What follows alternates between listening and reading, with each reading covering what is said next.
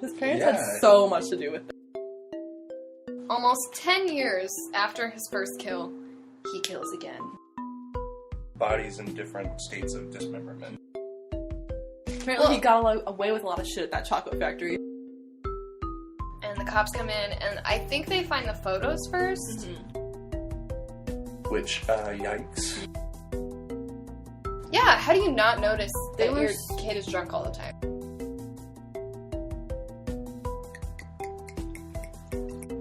You are now listening to True Crime and Cheap Wine.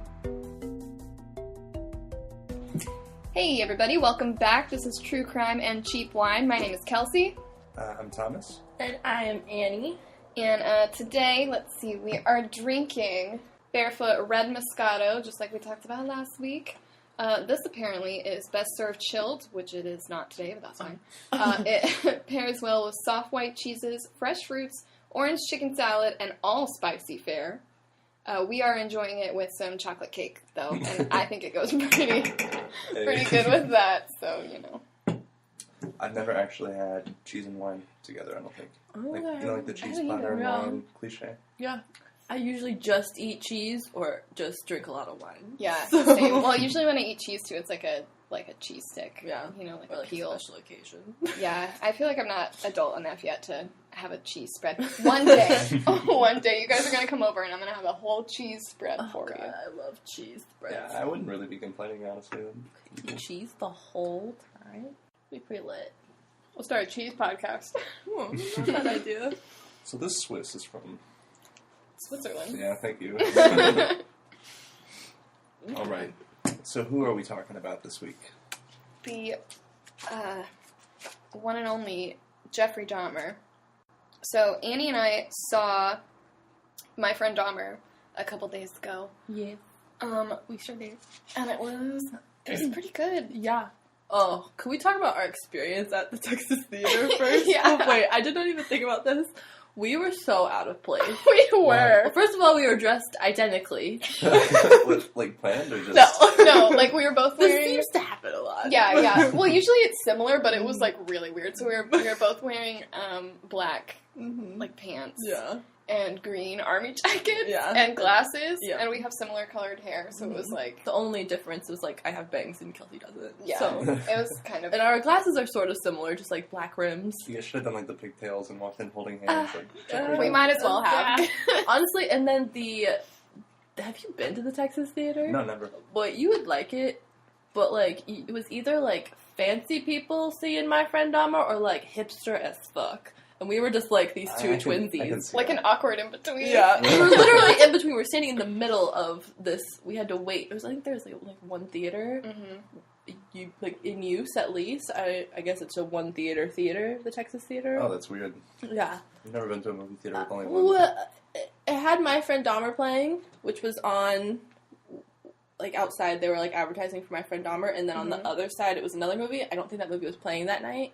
Well, when we got there, they said there was another movie going on, which is why we had to wait. Yeah, so there was a movie playing before us, in the one theater. But there's a bar outside of the theater, like, where you can get, like, adult beverages. And you can get, like, old school Coca-Cola and, like... Old school. Cool stuff like that, but it was very weird, because we were just, like... We're, like, standing in the corner, like... Yeah. Okay. Just waiting on the movie. Yeah. Well, how was the movie? It was good. It was good. Yeah. I didn't, like, learn anything new, but... Yeah, no. I have done a lot of research on this guy previously, so that's probably why. There was a girl behind us that was, like... I don't know, there's one point in the movie where it kind of makes you think that he killed somebody. And she's like, oh my god, I can't believe she killed him. Yeah. And in my head, I'm like, that's not the hitchhiker. Yeah, like, no. I know how this story We goes. were like, because it did act like there was going to be a twist, Yeah. which really would have upset me. Yeah, that would be weird. Me too. But it didn't happen. It was just really good fucking acting and directing. Good storytelling. Yeah. Well, that's cool. It's cool to, like, visualize it, you know, like, you see it on... Definitely. Yeah. I guess. Definitely. Yeah, it was good, and it was good to watch before we do this podcast because it was really accurate. So. Yeah. Oh, I know. I watched so many documentaries and listened to podcasts about it. It was, man, so much to take in. Yeah, it's a lot. I'm glad it was like seeing a real life version of like everything I've ever read or listened to on a podcast. Yeah. Because everything you hear, like like, I always refer to the last podcast on the left's take on talking shout about... out. Yes, shout out to last podcast on the left. You know, they need so many shout-outs. Yeah, they're not doing so hot, so we can help them out. But they are awesome, so... Anyway. But it's like, everything became, like, visualized in seeing My Friend Dahmer. It was, like, to the T, his childhood story. That's sick. Yeah, and adolescence, yeah. I think especially it was helpful to see the, like, Dahmerisms, or when they say doing a Dahmer, because I wrote down, I know. like, when I was doing research, I wrote down some, like, weird stuff that he said, but I think seeing it was a whole nother thing, because I didn't realize just, like, how weird it was, I guess, but... It was a cool experience. I quite enjoyed the whole thing. There was one scene in particular that I really liked, where he, I guess spoilers, but not really. Yeah. He takes a dog into the forest, and it's, like, this beautiful, white, like, big, fluffy dog, and everyone's like, no! You hear the whole theater, like, no! Yeah. And he, like, brings it out to the forest, and he takes a knife and holds it to the dog's neck, and you're like, no, but he can't kill it. See, when you asked us if anything like that happens in the movie, like, literally nothing. Like, he doesn't kill. Like, well, he picks up roadkill, but... Yeah, he, like, kills a fish. Well, and that's it, you know? He did much worse things than kill a fish, so, like... Later. Yeah. But, I really liked that it showed that because, Jeffrey Dahmer is one of my, I don't want to say favorite because that's, like, kind of weird, but you know what I mean. It was, like, really interesting to me because he didn't like killing. Yeah. And I'm like, how do you kill 17 people without liking killing? But it's really and oddly polite and what you would think nice person, you know? Like, that's crazy. Yeah. That's the thing with him that makes him so interesting. Like, I think he could have gotten help. That's also definitely kind of scary. Though. Yeah. You know what I mean? Terrifying. It's like, who do you trust? Right, yeah. Oh, yeah. He was definitely a guy that I feel like in the movie they portrayed that people, like, could have trusted him, maybe. Like, a girl, he went to prom with a girl. I mean... Like, he could have been... Yeah. I don't know. Watching the movie, like, just seeing his childhood and stuff, it just makes you... It makes you feel bad for him, and it's like... When you get out, you kind of have to remind yourself, like, this guy's a monster. Yeah, it's a weird anti-hero thing. He's kind of like an anti-hero. It's like, you almost forget how awful he is when you just see him, but as soon as you remember, you're like, oh, yeah, gross. Yeah. Well, it took, like, watching the movie, it is Ross Lynch, and, like, the second we left the movie theater, I was literally like, before I say what I have to say next, I have to check and make sure this kid's above the age of 18. I was like, he was great, and he's so cute, and I think that made me like him. Also, but and then I got home and I was researching the real Jeffrey Dahmer, and he's scary. Like watching interviews and stuff, it's like creepy, and you're like, that's why this is real, and that's why he's a serial killer. Like, he's too calm. Yeah, it's unnerving. So I guess we can start at the beginning. Yeah, seems like a good Which place. you are super prepared for with a timeline. Yes, I have a timeline prepared here. It was mostly for my own. My notes made no sense, so I had to organize them some way, so I went with the timeline. So, Jeffrey Dahmer is born May 21st of 1960. Not much happens in his life until he is 3, and he has a double hernia surgery. So on this timeline I only included what I considered to be big life events, and I put this down because his dad says that before the surgery, he was like a nice, happy kid, and afterwards, like, something in him changed. Yeah. Obviously, none of us really know how true that is, but it's kind of interesting to note. Yeah. I think. And I don't know how, again, factual this is, but it sounds like with a lot of serial killers, that sort of thing happens. Like, where they're, like, you know, like, hit in the head, or, like, what have you. Something in their childhood, like, physically kind of happens. Yeah, It's like a physical trauma. Yeah. In 1966, he was 6 at the time, his mom attempts suicide, which I didn't know. Yeah. I didn't know that either, even after seeing My Friend Dahmer. I didn't know. Because they hinted the mom being, like, mentally ill and say that she was in the hospital. Or, like, addicted to... Yeah. And just, she's fucking crazy. Yeah. But yeah, I didn't know that she actually did attempt a lot suicide. of anxiety attacks, from what I understand. Yeah. It also said something about, around that age, him and his dad found animal bones under the house. Yes. And the dad was putting the animal bones into a bucket, and I guess, like, Jeffrey had, like, a really crazy interest in like the sound that they were making. ASMR. And he was like, he was like asking if he could drop the bones in the bucket and stuff to like get the same sound effect. And, See, that sounds so innocent, but it's so creepy. well, I know. The dad even said he like saw it as like just childhood curiosity. I Right. mean, like, Yeah. I'm sure we all did weird shit like that when we were kids, it's too. yeah. throw rocks in a river. It's the same concept. Just You makes like a cool the sound, You know? yeah. Yeah, or you just do things to see what would happen because you don't know. Oh, yeah. 2 years later, in 1968, now, Jeff's dad claims that Jeffrey Dahmer was molested as a child. I have not found any claims that this is true. In an interview I watched, they asked him about it, and he was like, no, that never happened to me. Oh, yeah. But the dad claims that it did. Does the dad have any like suspicions on who it was? A boy in the neighborhood is all that I found. Huh. And I wrote that in quotes. Interesting. I think I missed that. Yeah, I didn't see it. Yeah, I don't think I'm not sure where I found that I from. truly think though, whenever things go on in your life, like around puberty, it does affect like who you become. So like if for sure. if things like that are going on, and he's finding like, I mean, you know, bones like And that's, he likes to pick up roadkill. yeah. And then if that did happen, I mean, that would fit, I think, very well into his psyche or whatever. Yes. And he was 8 at the time, so him, like, saying that he doesn't remember it happening, maybe he doesn't, you know, it still repress that seems like it could be possible. Yeah. Let's see. In 1974, this is a big year for him. Okay. So he's 14. This is when, 1, he realizes that he's gay. 2, his sexual fantasies start. And 3, he starts drinking to repress the really first heavy 2. in the drinking. He becomes a very crazy drunk. Yes. Also around this time, I remember he asked his dad that they were eating chicken at the dinner table, and he asked his dad like about how he could safely bleach the bones or something like that. Yeah, they did that. They brought that up in the movie. Really? That was weird, yeah. And yeah, his dad thought it was just like some science curiosity, and he didn't really think anything of it. Actually showed him how to like store them, which later down the road probably didn't help. Yeah, but, like, at that point, I mean, well, his dad was a chemist, too, so his dad's probably interested in that kind of stuff, too. Yeah. Just in, like, a more normal way. Yeah. I mean, I don't think, like, having some kind of fascination with, like, bones is even that weird. It's not. You know? Like, Yeah. it seems pretty normal. And I feel like if I mean, had a there's kid ton that of- was... a ton of doctors that are, you know, Yeah. learning Yeah, all exactly. that stuff. Like, I feel like there could have been a healthy way to express I that, think, but- well, okay, again, I'm going to refer to the movie a lot just because it, like, depicted it very nicely. But we see in My Friend Dahmer that Jeffrey Dahmer has his little own lab, and I've looked into that, and that was a real thing. He had his own little area for, you know, like, his stolen fetal pig, Like which is also a chemistry true set story. kind of Yeah. thing. Cool.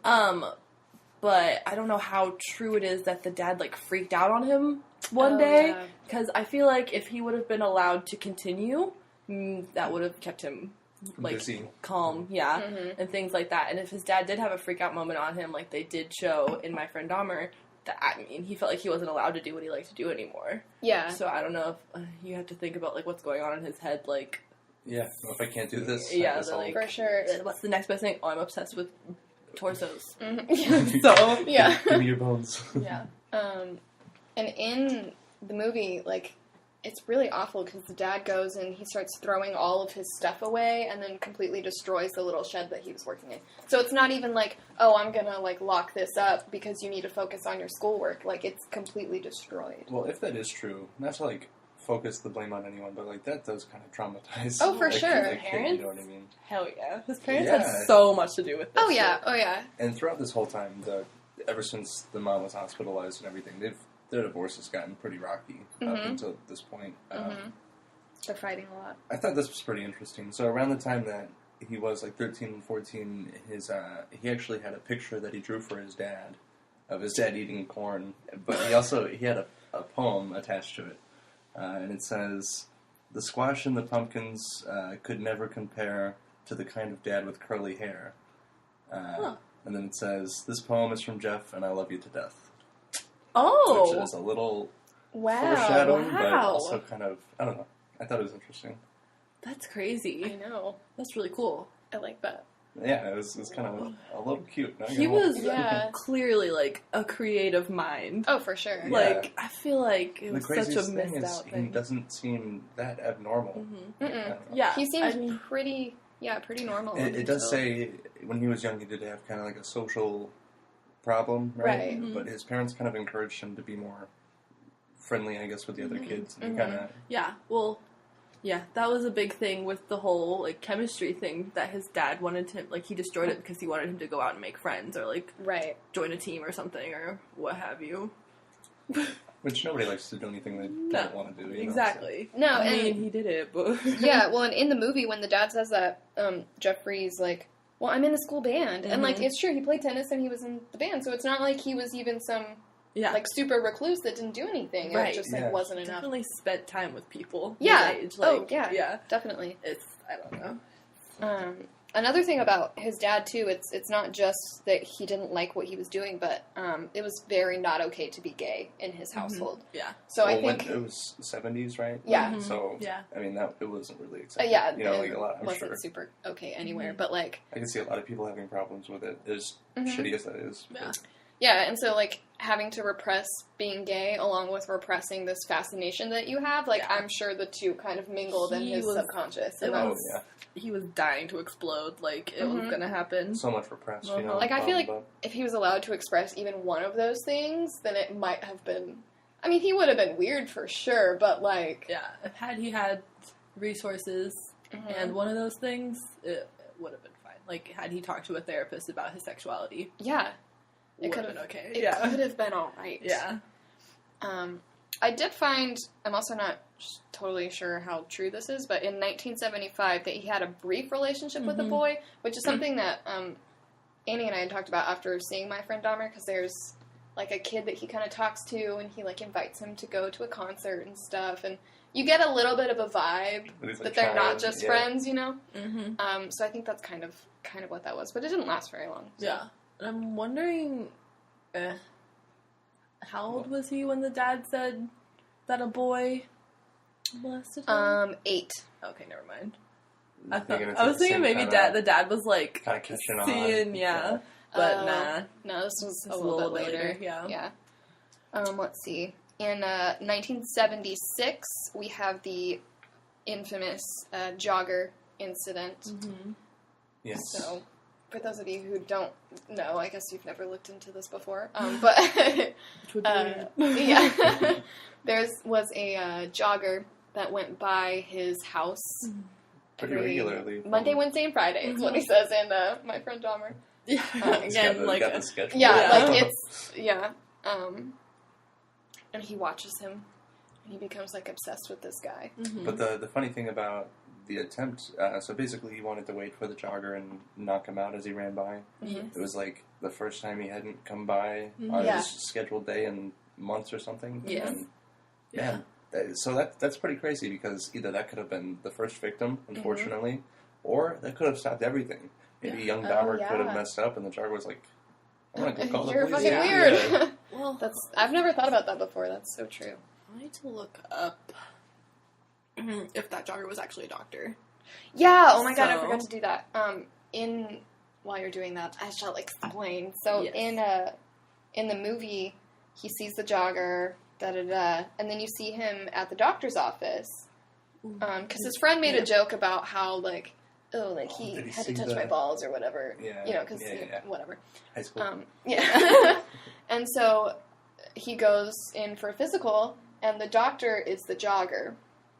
Yikes. Yeah. And so, he's getting him to, like, cough or whatever, and then Jeffrey Dahmer gets, like, a boner at the doctor's office, and it's, like, super awkward, but you're like, oh my god, He's that's, like, thinking the about guy. it. Yeah, so it's super weird, but we weren't sure if that was true or not. Yeah. I'm not seeing anything that sticks out.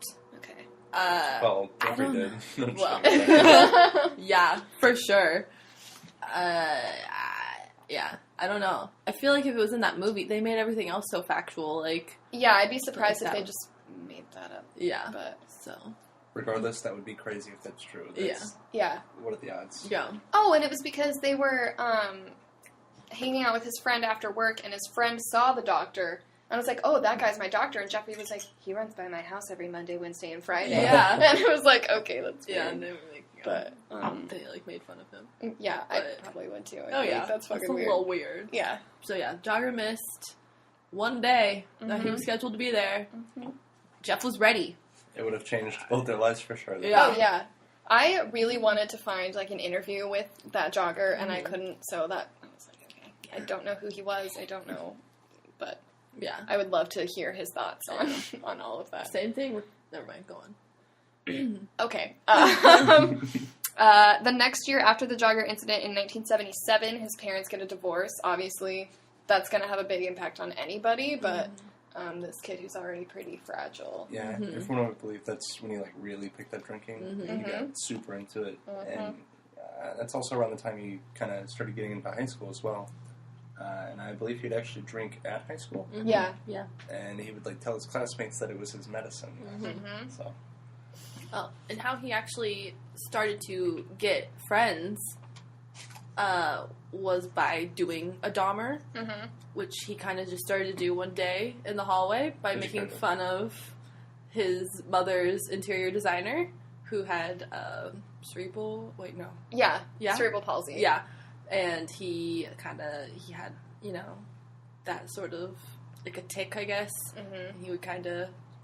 Yeah, like do twitch that. and like yell at random points and things. Yeah, just make weird noises like fake seizures and stuff on the ground. And, From the sound of it, he sounded a little obnoxious. Like I heard at one point he like put a bunch of sunflower seeds in his mouth and it's like spit them all over places and just started screaming. I don't know. Yeah, I wrote that down, and then he would spit them all out and then be like, "I'm allergic," and I was like, "What the?" Yeah.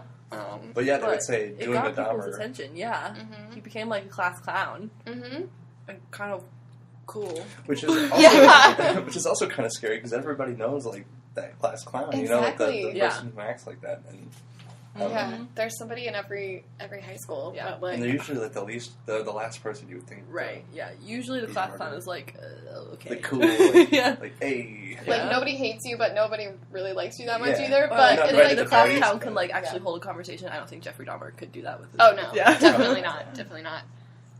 Even in the movie, he's always just kind of there. Like I never really got the feel that he was part of the group. It's just like they were like, yeah, you can be here. That's cool. As crazy as he was with his classmates, though, he was also super polite with adults. Like he was quoted to be like a model student. I mean, not necessarily his grades, because he would only really try in the things he found interesting. But as far as like talking to them, he'd always yes ma'am, no ma'am.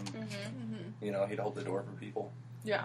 So, 77, his parents divorce, and then in early 1978, his dad moves out of the house. And then in May of that year, his mom moves out of the house. So they left him alone, and his dad didn't know that he was alone. He didn't know that the mom and brother had moved out at this point. And I just feel like leaving an emotionally unstable, I don't know, was he 18 at this time? Just almost, yeah. An emotionally unstable 17-year-old at the house is just... Who fantasizes about murder. Yes, exactly. And drinks. Yeah, it would be bad in any situation, but this is like... Come on. Yeah. Like, do not leave him alone, please. It's weird that, like, they did not, like, see. Yeah, how do you not notice that your kid is drunk all the time? They were so involved with, like, themselves. Well, you know, I forgot to mention, he had a baby brother, which he actually got to name David, and the mother was just way more into David than him. Yeah.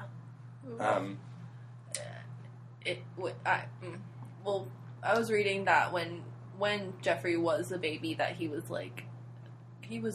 the favorite, and then David was born, and he was just like completely forgotten about. So from the time that David was born and on, Jeffrey was like fucked. I know. By his parents, pretty much. Or that's what it seems. I don't want to like call them bad parents, even though they are. Yeah. But I mean, they left their child in home alone for way too long. Yeah, like. He was alone way too much. Like, and he's just graduating high school. Like, he's not an adult, you know? So, whatever. But later, May of 78, he graduates high school, which, you know, is a big moment for anybody, whatever. Yeah.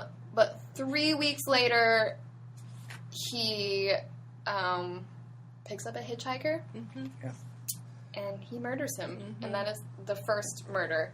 I watched one interview, or I heard this somewhere. I don't totally remember where all my sources come from. Sorry about that. But he says that he wishes he didn't pick him up. I have him quoted as saying, "I wish I just kept going," which I think is really interesting. Yeah, it's weird to hear a serial killer with sympathy. It makes you feel bad. I know, you're like, damn it! The anti-hero. It's Immediately, weird. I'm like, Jeffrey Dahmer. No. Why?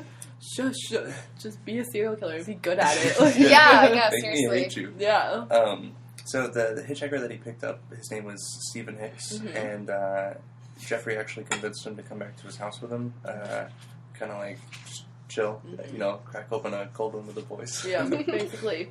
And at one point, Stephen wanted to leave, as you have to do eventually, and Jeffrey wasn't having it, so he kind of just started. He hit him over the head with a barbell. Yeah. Wow. Which, okay, his dad gave him the weights because his dad wanted him to like bulk up. And I'm totally stealing this from last podcast on the left, but like they were saying, he was already like 6 feet tall and like very large and is having these like violent thoughts and is drunk all the time. Yeah. So like let's make him stronger, like that's such a bad idea. Funny, in the car on our way home from seeing my friend Dahmer, we were looking at pictures of Jeffrey Dahmer, like, I guess it was in middle school, and I was like, what the fuck? He looks scrawny. And then I scrolled, and it was a picture of him, like, in high school, and we were both like, oh, fuck. Yeah. He is big. Like, damn! Yeah. And I just imagine this, like, big, looming, strong, tall guy, and I'm like, God, okay. All right. I would be scared of him. Like, oh, yeah. Like, oh, for sure. So, yeah, he knocks him out, strangles him, which will become his go to. Yeah, his method, I guess. Yeah. Because it was like the most humane way to him, he felt. He didn't want to. Yeah. He wanted it to be like the least amount of. Yeah. He didn't like the blood. Yeah. Mm-hmm. So, which is just so interesting. Like, I don't know. Yeah. Super weird. One thing that just still kind of blows my mind to this day. He dismembers Stephen Hicks, puts his parts in trash bags, and he's driving to the dump to dispose of all of this. He gets pulled over by the cops because he's swerving, because obviously he's drunk, because he's always drunk. So the cops pull him over, and he lies to the cops, and is like, I got a lot of shit going on at home, da-da-da-da. Cops let him go, and he's got a body in pieces in trash bags in his car. Again, so much could have changed with just one simple thing. I think about that a lot with him. Like, he killed 17 people and got away with it. Yeah. Like, until, like, he was caught. Yeah. Yeah. Like, what? Like, what happened? You know? Like, he's been in this mindset almost his entire life. And yeah. And he just kept getting away with it. So, to him, it was like, oh, this is helping me get rid of problems. I'm going to keep doing it. I'm not getting in trouble for it. So, let's keep doing it. But, yeah. That was my mind. Yeah, it's pretty awful. But he ends up not going to the dump. He takes the body back home and stashes the bones under his house for 2 weeks. And he's home by himself, so of course nobody knows about this. And then he smashes the bones with a sledgehammer and spreads them out in his backyard. A little sprinkle. Thanks. So, let's see. Shortly after that, so this happened June 18th of 1978 is his first murder. And then in August of that same year, his dad comes back to find him living alone. And is like, oh, hell no. Like, we're not doing this. Because, he just finds his son, who he thought was living with his mom and brother, like, super drunk and not doing anything with his life. So he's like, okay, that's not good. He's still trying to get him help for his drinking. Yes. So in August of that year, 1978, he enrolls at OSU, but in November drops out because he keeps drinking, and, it's hard to do your homework when you're just drunk all the time. Yes. It's hard to do anything all day when you're drunk all the time. Yeah, exactly. So then his dad has him enlist in the military in January of 1979, and he is a field medic, which I think is really weird because he doesn't like... Very ironic. Yeah, exactly. It's odd. Because he doesn't like blood, and now he's doing that. But apparently he did pretty good. Well, I can see it in a way. He did like to dissect, though, at the same time. So I feel like he's kind of secretly like, ooh, you know. There's more, like, intention with it, I guess, when he was in the army. Whereas, like, I feel like him, like, killing someone, he, like, knew it was going to be messy if there was blood, too. Mm-hmm. Yeah. I don't know if, like, That's that had something to do with it. I don't know. But, like, everything in his life, he was kicked out for drinking. Yes. Yes, he was. That was March of 1981. So he lasted a little over a year, which is pretty good for him. Mm-hmm. And he was honorably discharged, so, you know, that's... Yeah. Oh, that's he's honorable. Yeah. Okay, sure. You patch some wounds, you drink some brews. Yeah. It's not too bad. Honorable. So, after he gets kicked out of the army in March, or honorably discharged, whatever, he decides he doesn't want to go back home, so he moves to Miami. And he tries to get a place, and he tries to do it on his own, but he keeps drinking, so he can't do it, obviously. And then in September, he has to move back to Ohio with his dad. Mm-hmm. Well, he was actually sleeping on a beach when he called his dad, and I guess a rat had ran over his foot or something, and he was like, nope, I gotta come I feel like that'd be my moment, too. Yeah. Like, nope, no more. Sick of this It place. kind of reminds me of Frank from Shameless a little bit, if you guys have ever seen that. Like, it's just kind of how I'm picturing him. Yeah. He's just a complete alcoholic, and I don't know. Would sleep on a beach, I would imagine. Yeah. Yeah, definitely.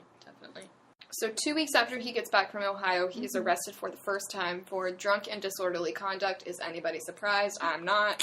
Well, like about time. Yeah, seriously.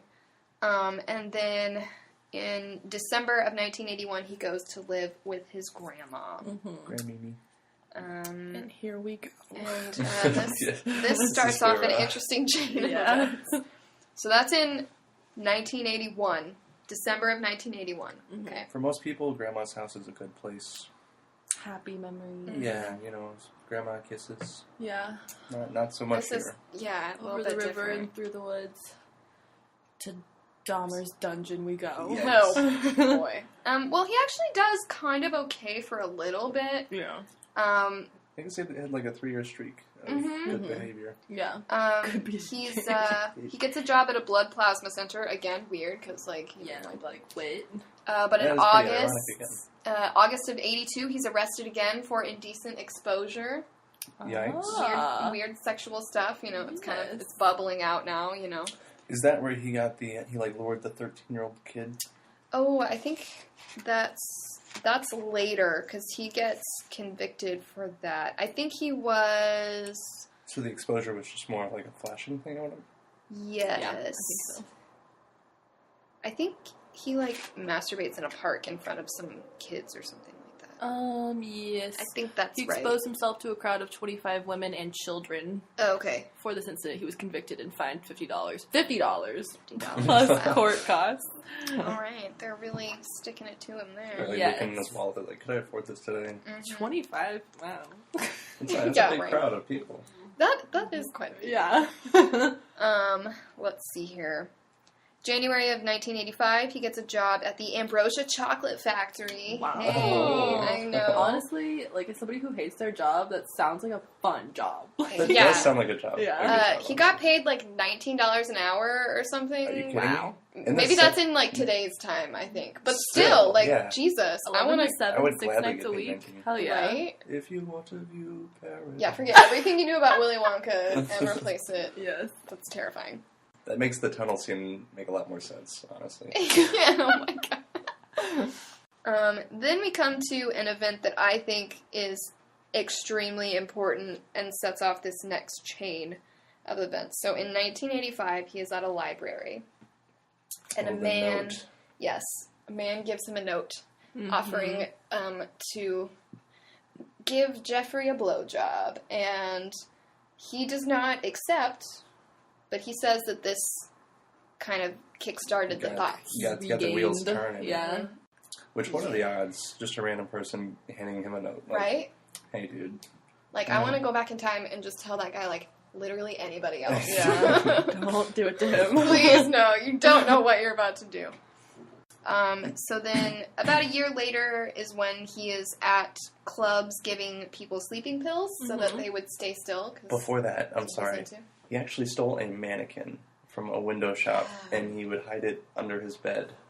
What? and, like, masturbate on it and stuff. And his grandma found it and was like, dude, you gotta get rid of this. Like, this is not cool. Dude. Which, like, okay, first his dad gets rid of what he likes to do, and now his grandma's getting rid of what he likes to do. Good point. Again, so, this probably could have been stopped. I just feel like he didn't It could have been really like Lars and the Real Girl, honestly. Yeah. Mm-hmm. Could have gone a completely different direction. Yeah. Exactly. Which would have been fucking weird, but, like, you're not killing anybody, you know? Yeah. Interesting. August of 1986 is when he's arrested again for masturbating in front of the 12-year-olds. So that's when that happens. And he gets a year of probation. Now, November of 1987, almost 10 years after his first kill, he kills again. Whoa. Dun, dun, dun. That's crazy. I didn't realize how long that of a Yeah. wait that is. That's a hiatus if I ever seen one. Yeah, the for first one was 1978, and this one is 1987. So we have almost a 10-year gap. Mm-hmm. And none of his are going to have that much of a gap after this one. Yeah, no. And this guy, again, was drugged, and, but he was not strangled. I guess, from what I understand, the intention was not to kill him, because Jeffrey says he wakes up, and the other guy's dead, and he has bruises all over him, and his chest is, like, beaten in. Uh-huh. And he says he has no memory of killing him. So Which that he was probably just drunk, so... Was this guy found strangled or beaten? Just beaten. His name was Steve Toomey, and essentially, Jeffrey just kind of blacked out, and he said he remembers waking up, and his, like you said, his forearms were just bruised, and his chest basically caved in, and his face all bloody. Interesting. So he, the one time, he doesn't remember killing someone he didn't strangle. I'm sorry. He actually they didn't find him beat or anything like that. He actually got a suitcase and came back to the hotel, and then in a taxi went back to his grandma's house, and then did his what later becomes his signature and cutting them up and dismembering them. Yep. So that's November of 1978. Just a couple months later, January 1988, he kills again for the third time. This was the 14-year-old? Yes. His name was James Dockstader. Yes. And he was actually waiting at a bus stop outside of the club that he met Toomey at. Yes. And Jeffrey offers him $50 to spend the night with him, where they then go back to his grandma's house, and I guess they perform oral sex on each other, and then it goes pretty south for James if it already wasn't going that way. But yeah, he ended up drugging and strangling him as well. Yes. And he, did that because, I guess, quote, he didn't want to hurt anybody. Yeah. He had left his body on the cellar floor for 1 week before dismembering it. Yeah, and he'd go back to it and do his thing. Yeah. Which, yikes. Yes. Yeah, seriously.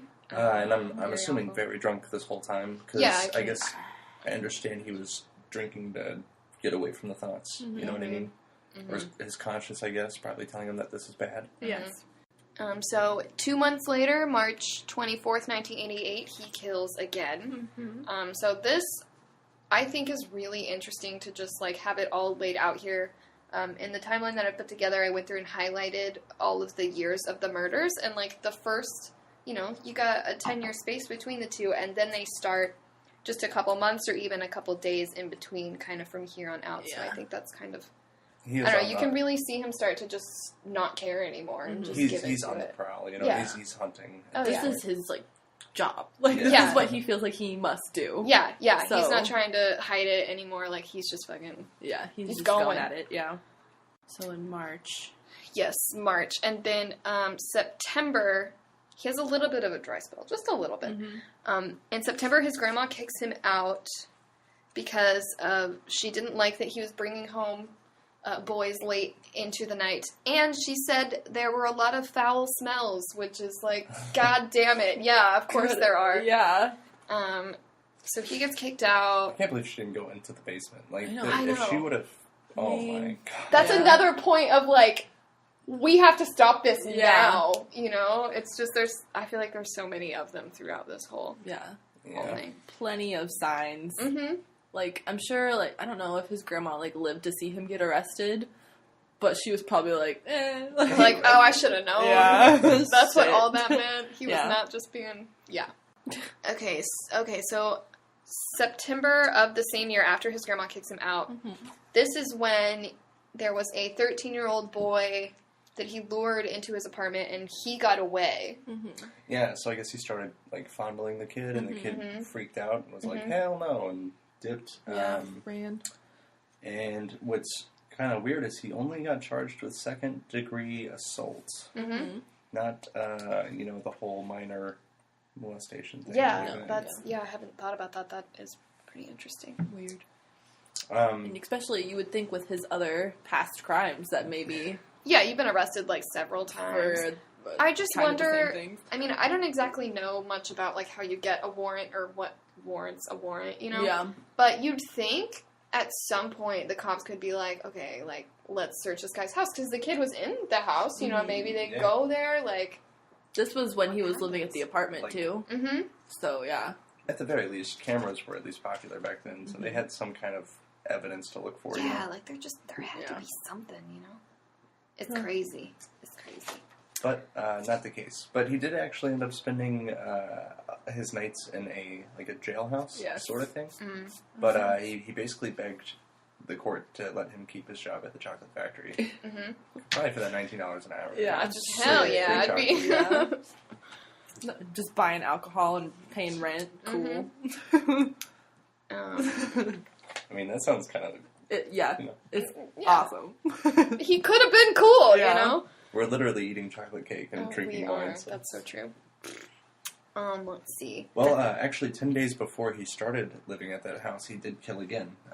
This was a 26-year-old man, Anthony Sears, at Le Couche Club, or however you pronounce it. Which, the weird thing about this is after he killed this guy, he kept his head and his, genitals in the locker at the chocolate factory. Oh, I know. Like, how ballsy. I did not know Literally. that. Yeah. Whoa. I didn't Which know is that. another point of, how... At the chocolate factory. That's so crazy. What if he was, putting that in the chocolate or something? You never know. I know. We really don't. Nobody really knew what he could have been doing. I know. Apparently he got away with a lot of shit at that chocolate factory. Apparently. Well, I'm thinking about, I have a locker at work. It's right next to everybody else's locker, and if we leave at the same time, not that I'm like, what's in your locker? But, you might see, there's just, a bag or, some random, but I feel like, how did nobody see that? Oh, dude. That's so crazy. I don't know. Especially the 70s were weird. Yeah. It's not like you have a tooth or something small, in a bag. I mean, that would be weird, too, don't get me wrong. But, a whole... That's so crazy. I mean, I would like to think that it was at least, in a bag, so maybe that's why, and he didn't just, open his locker and there was I would hope so. Yeah, that's what I would hope. But even then, that's just... That's so crazy to me. And then 2 months later... Okay, we're about to go on just a spree here, so I'm just going to read them off, because there's a lot in a row. From number 6 to number 17, it's just pretty quick. Yeah. May 1990 is his 6th kill. June 1990 is 7th. September 1990 is his 8th. Again in September is his 9th. February 91 was 10. April 91 is 11. May 91 is his 12th. May 91 is also 13. And then June is 14th. July is his 15th. Again in July. And then on July 19th, he gets fired from his job at the chocolate factory. And that same day, he has his 17th and final kill. We have 8 of them in 1991. Was that the most in one year? 90 had 4, 1 in 89, 2 in 88, 1 in 87, and then the first one in 78. So he was very busy in 1991, it seems. And he really went through the whole process with, all of each and every. Yeah. One of his victims almost escaped. And he was a 14-year-old boy. Yeah. Oh my god. Who was that? His name is a little difficult to say. It's Conorak Synthesophone. Well, he... don't laugh at me. He actually Jeffrey left him unconscious, right? After drugging him, and he went to go get beer. And while he was gone, the kid woke up. And something else that's really odd is this is actually the brother of the 13-year-old who got away. Oh, yeah. It's just odd. But as he was leaving, he found a police officer and waved him down, and the police brought him back to Jeffrey's house. And Jeffrey basically said, "Oh no, he's my lover," and all this stuff. And the police left him with him. Yeah, and then afterward, he strangled him. Yeah, because he convinced the police that the kid was just drunk. That was in May of '91. That was his 13th victim. Wow. So he's getting very confident in his abilities in there. situations like that, I'm like, why did the police get in trouble though? Yeah, and they say that they noticed a weird smell. Yeah. That's all everybody talks about is a weird smell. And at one point like he blamed it on some tropical fish that died, which is like, I mean, that's such an excuse. Like, I guess on the one hand, like, I don't know what it smells like when tropical fish die, and I would assume a lot of people don't. Yeah. So, and I think also as people, we don't want to be like, oh, that's like because he murdered people. Yeah, so if someone's like, you're like, this is really weird, and someone gives you an explanation that you can kind of wrap your head around, like, I can sort of understand that, but at the same time, like, I feel like weird smell is like number one thing that you should look into. Yeah, and I'm surprised, like, his neighbors, because this was when he was living in the apartment, no loud noises, no complaints. Like, they did report the smell. They did report the smell. The smell, yeah. And again, the smell. There's interviews of the neighbors that are like, if I would have known what that was, oh man. Damn. And they describe it as, like, super gross, so. Yeah, which is, like, not something that most people have smelled, so that's probably why. Because if I smelled a weird smell, like, my first thought would not be that at all. Oh, I know. And his neighbor was talking about, I guess at the time that he was like, because he did a lot of really weird stuff with his victims. Not only would he try to drill, like holes into their brain and then fill them with chemicals to make them sex zombies, basically, but also he would, like, boil the skin off of the bones, and that would cause, like, a really disgusting smell. Yikes. And he would just leave the body for, like, a week or two, so that can't be good. And he would just do all sorts of dirties. A lot of dirties. Many, many dirties. He even wanted to make a dirty shrine, essentially, full of bones and dirty shrine. I mean, we all know what he's using it for. Yeah. Apparently when he got caught, he told the police, like, if you would have caught me 6 months later, you would have found this shrine, because he was, like, in the process of making it. And they found his own trophy, I guess. Yeah. So how he gets... Excuse me. How he gets caught in July of 1991, and this is 3 days after his last kill.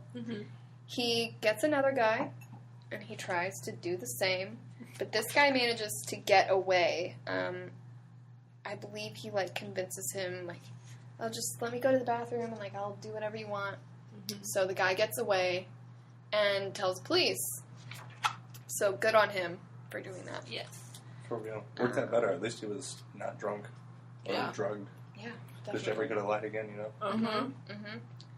But he like walked in and he was like, something's not right. And he reports, like, the weird smell, and he saw a bunch of, like, empty things of, acid, because that's what he injected into their skulls. Yeah.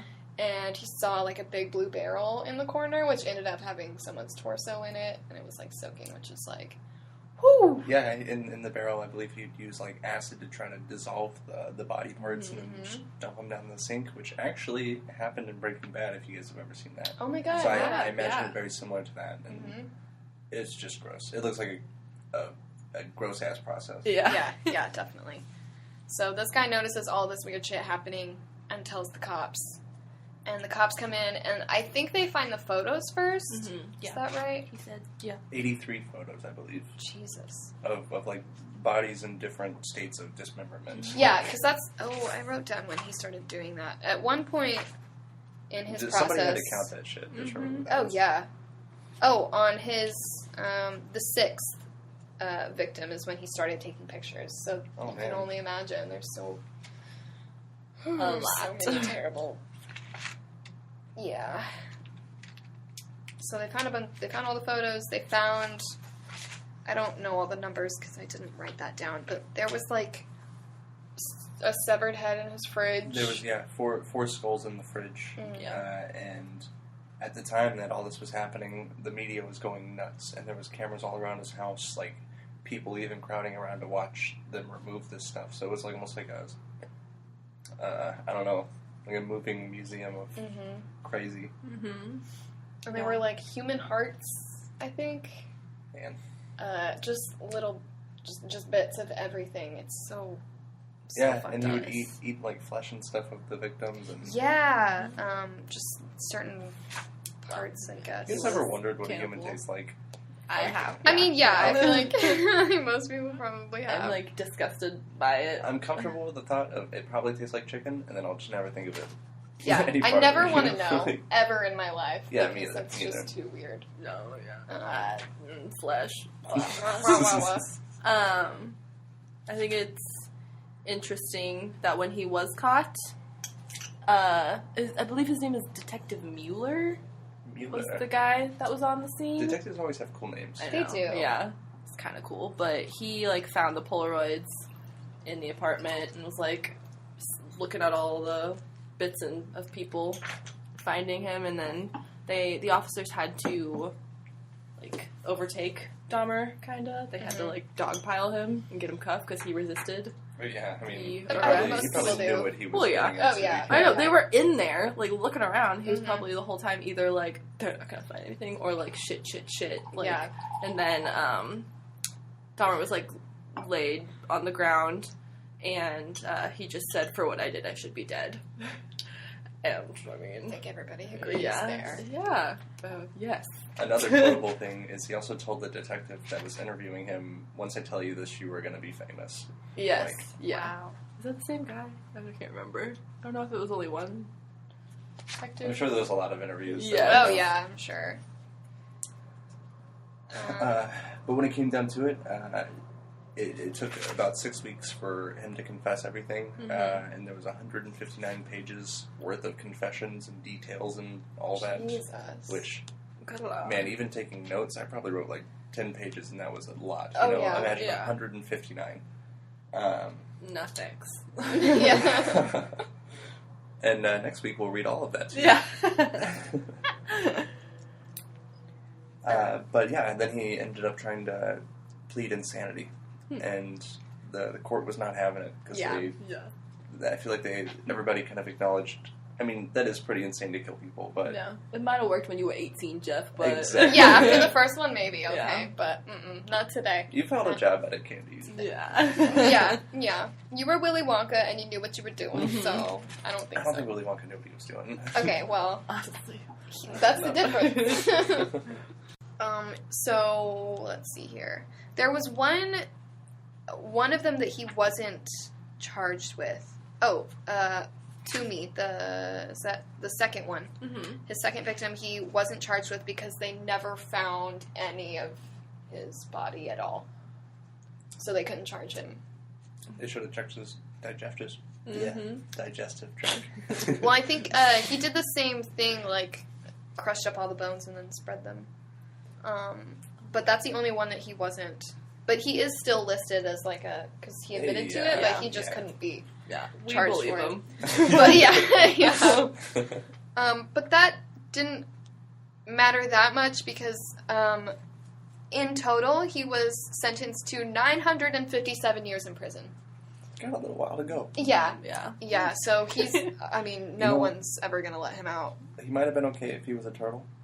But he's not, so he's definitely... It was basically a life sentence at that point. Oh, yeah. He was sentenced... he got a life sentence for all the ones he was charged for, so 16 life sentences. And then plus... Some of them he got life plus 10 years, and others he got life plus 70 years. So all in all, it equals 957 years in prison. But he doesn't make it that long. Because, let's see... We have a warrior amongst we have inmates. two warriors, I believe. Ooh, yeah. Who 2 attempts at least. Yes. He's in prison for about 2 years before he is beaten to death by his fellow inmates. On their job. Mm-hmm. There was one initial attack. He actually got shanked in a chapel at church, or in the prison, and he actually survived that. But as he was recovering, he later was beaten to death, basically with a pipe, a metal pipe, and died on his way to the hospital. Well, I was going to say that's kind of ironic that he was beaten with a metal pipe, because that's how he killed his first victim, so I'm just saying. But it all comes back. Yeah. Full circle.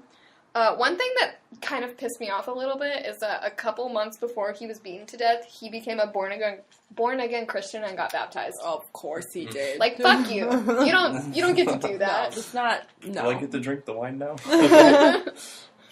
And then it's like, I was watching some interviews with him, and at one point he's like, well, only God, God will know, blah, blah, blah.